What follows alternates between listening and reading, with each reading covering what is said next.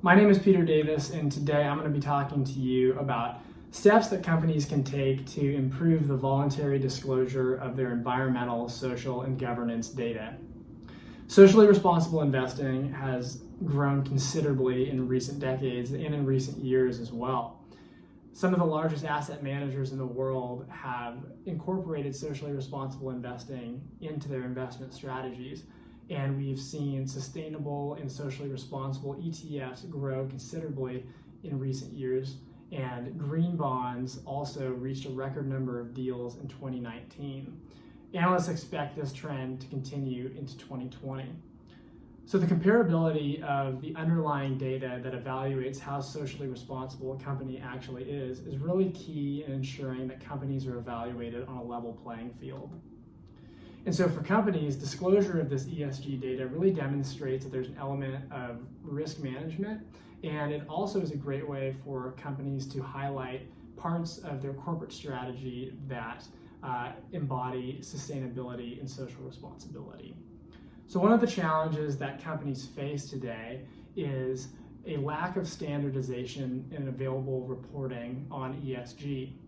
And so in the absence of standardization, one of the trends that companies can fall into is reporting data that only highlights the good, and they rarely ever touch on the negative or the bad parts of the business. And when this occurs, it can be kind of an unclear picture for the entire CSR story for both investors and for companies.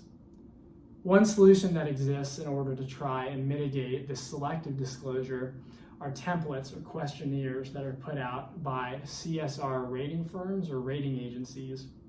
And the goal of these is really try to evaluate all companies that respond to the surveys on a more level playing field with the same set of questions to determine how socially responsible or sustainable they are.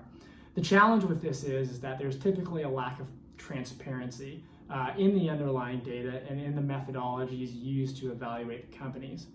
There's a very diverse set of methodologies that exist across all of these different surveys, so it can really be a challenge trying to reconcile and compare one survey to the other. ESG templates are a great starting point, and they are valuable to a certain extent, but I have a few suggestions that I'm hoping can improve the transparency and consideration of stakeholder preferences. So first, companies should try and work with independent trade associations or third-party groups of stakeholders to develop a uniform set of data and assumptions for ESG reporting.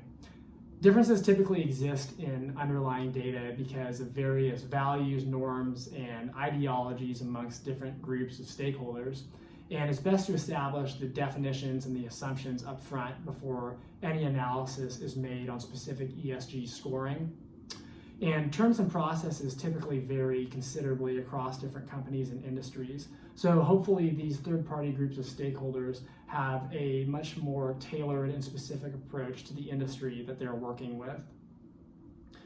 Second, I think that companies should report the data that they have access to.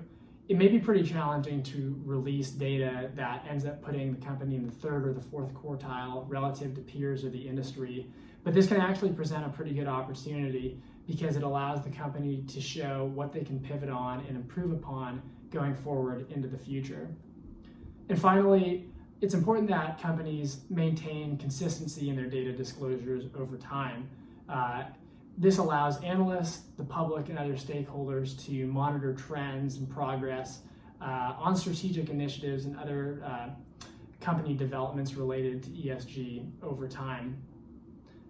And finally, as ESG reporting moves into the future, it's going to be a great opportunity for socially responsible companies to reiterate their message and to really improve upon their current corporate strategy going forward.